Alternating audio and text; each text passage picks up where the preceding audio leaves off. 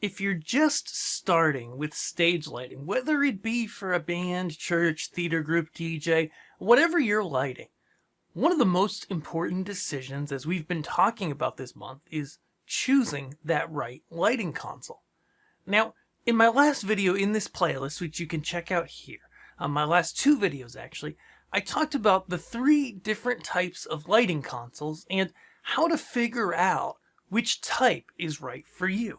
It's kind of a narrowing process finding the right lighting console because ultimately you want to spend time on this.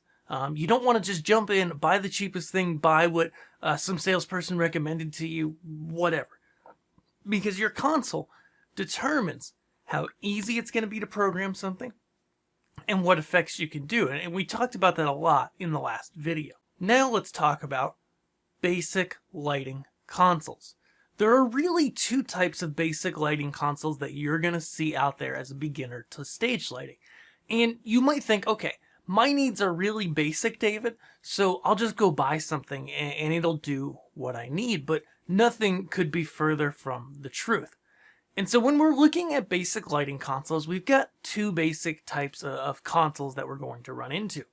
We've got the old school, the original, what everybody used to use, fader-based consoles. A lot of them look like this, where on the one side on the left here, I believe, yep, the left, you have your different lights that you can turn on and off. In the middle, you've got a bunch of faders. Across the top, you have some scenes. And down the side, you've got some chases and function keys. And then we've got the more modern software-based console. This one is Entek's DMX's, which is honestly my favorite for a lot of people who are just beginning. I know I kind of just spilled the beans there. But we got to talk about why. Because I don't want you to just go and be like, oh, David says DMX's, I'll go with DMX's. That's pointless. You need to understand why. You need to understand if it's right for you. And so I want to dive into that here. So when we're looking at a hardware-based thing like this and a software-based controller like DMX's, why do I push people to DMX's? Why do I like it so much over a hardware-based console? Because it used to be when I first started out with this, that these monsters, these guys right here, were the bee's knees. They were kind of, if you needed a basic lighting console, they would do what you needed a console to do. They would control your lights. And they would be the only option. So it's kind of what you went with. But probably 5-6 years ago, I'd say, I know DMX's has been around for longer, but 5-6 years ago is when the software-based lighting consoles really started to become good and affordable.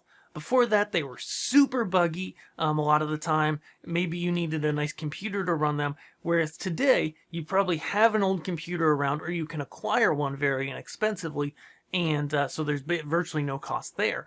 And they're not buggy, and they can do a lot. So let's first talk about, I really like to show people the limitations here. So if you've got a board like this, a Chauvet Obey 40, there's also a similar one by ADJ, but there's ones by the off-brands like Rockville and Monoprice and all sorts of names make the same basic thing that works the same basic way. And I've done tutorials, I've showed people how to use these before, but I want to go over it here because I think it's really helpful if you're the kind of person who's looking at, okay, I'm considering buying one of these. I'm about to pull the trigger. Tell me about it. So my first inclination when I get in front of these is my thought is, okay, I'm going to grab my lights. Sure, there's these different fixtures. You can select one or multiple at the same time, and you can move these faders around to set the level of each DMX channel for that light. Okay? You're going to have to label this. You're not going to be able to know off the top of your head what channel each fader controls. And if you've got multiple types of lights, it's going to be a bit difficult to keep track of which channels control what attributes of what lights or what parts of what lights, okay? So we do that. We make looks on the faders, and then we record them. And where do we record them to? Well, the assumption, the inclination, the thought that I would have is that you'd record them onto these faders, right? You'd somehow record it onto this fader, maybe with the button over top of it, and then you'd be able to bring the fader up and down to control the level of that scene. The problem is, That's not how these work. You actually can't store a scene or a look or a cue, as we call them, to the faders. But it gets worse. You've got these scene buttons at the top here, and they're kind of loud when you press them. This is where you can store scenes. But scenes, or cues, or whatever you'd call them in another lighting console, they don't have fade times. They can't fade in. So it's a hard jump between every one of them. Now that stinks, because unless you're doing, even if you're doing a hard rock show, there's still times where you want a nice fade between two sets of lights. And this doesn't let you do that. You can use the chases and have a fade between them if you set your speed all the way to 10 minutes and set your fade time all the way to 30 seconds. Then you can kind of snap it into the next part of it if you go really fast. But that's not a way to run a show, and it's not predictable. And so that's in a nutshell, why I hate these little things so much, and I keep one on my shelf to remind me of that, is because you look at a console like this, they're like 120, 130 bucks online, and you look at something like this and you go, oh, I've got these 8 faders, perfect. I'll just save, my main wash lights to this, these lights to this, these to this, add some colors, maybe some movement over here, I'll be good. But you actually can't get that done in these consoles, okay? So let's look over at something like DMX's, a software-based console. Now, I said earlier that software-based consoles weren't buggy like they used to be, that they're easy to use, they're not buggy, etc., etc. However, there are a lot of software packages out there that are still super buggy and super hard to use. Some of the free ones, okay? Which is why, if you were to go out and buy a hardware-based console like this, okay? If you were to go buy one of those, you've got to pay for it. Why would it not be the same for a software-based console? Because one thing that I've learned with working with manufacturers is software development, it sure as heck isn't free. Not at all. Okay? So why do I like something like DMX's? Well, there's a couple really solid reasons. Sure, with DMX's, you don't have the hands-on control that you do with one of these consoles, these faders that you can touch.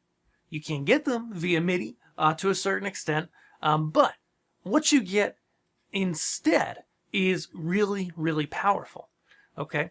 On the screen, first of all, you go to select lights and work with their different attributes. And as long as you've patched everything correctly, you've assigned your fixtures to the faders, to the DMX addresses that you want to use, guess what? They're all labeled. You know what each fader does. Not only that, but if you double tap on any of the faders, it selects all of that similar type. So you can work with all of the similar type at once really quickly. Okay? But I'm not done yet. In DMX's, we go ahead and record our different lighting looks to what are called presets, and we store those in banks, which are like folders. Okay? Now, these can happen instantly, but they can also fade. And what I like about DMX's, and this messed with me at first, is in the software, you set up a fade to next, which means if you're running this on the fly, at first I was like, why are they giving me a fade to next? This is dumb. Because I want to, when I'm on a particular cue, I just want to control the fade for that cue. But it makes sense because now you're in a cue, you're running your show, you're in a preset, and you're like, okay, for the next one, what do I want that fade to be like? And you set that, and then you go, and it happens. You can fade, you cannot fade, and you can change that on the fly, even make that a knob on a MIDI controller. Okay, but we're not done there. So say, when we talk about a basic lighting console, of course, your needs may be very simple, or you may be trying to run a fully automated show to your backing tracks or click, right? And you could be anywhere in between there, okay? Now, for that fully automated type show, DMX's just rocks as long as you're within a single DMX universe, okay? Because it is able to be used as a VST plugin, as a plugin inside of popular digital audio workstations, okay? DAWs. If your workstation doesn't have the ability to do VST plugins, I know there's a couple weird ones out there, you can just send it MIDI and be able to use a MIDI track for banks and for presets and be able to trigger those just fine from your DAW. Okay, so how does this work basically? I mentioned before that it's not free. So you can get a demo version of DMX's, and by the way, this isn't sponsored. They didn't ask me to make this video. I just do this because it helps people, because it keeps people from buying something that doesn't live up to their expectations, and that frustrates them. Okay, and that's my goal here with Learn Stage Lighting. So with DMX's, basically, you get this box, and it plugs into your computer via USB. Now this box does two things. It outputs the DMX.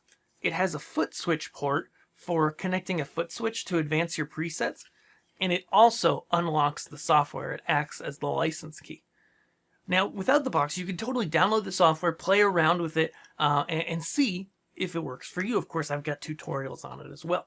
So I hope this helps you really start to understand how to begin choosing an entry level, a basic lighting console. Is DMX's perfect for everyone? No. But I think for a lot of people who are looking at a basic console, it's a really, really good fit. And I want to highlight that here. So, thank you so much for watching. If you did like this, like the video below, thumbs up it, subscribe, and head over to LearnStageLighting.com, where if you're starting with a basic console, chances are you're beginning with lighting. And I've got a free guide right there on the homepage that is customized to your type of lighting, and it's going to help you get started. So, I will see you over on the site and on our next video here on YouTube. Thanks.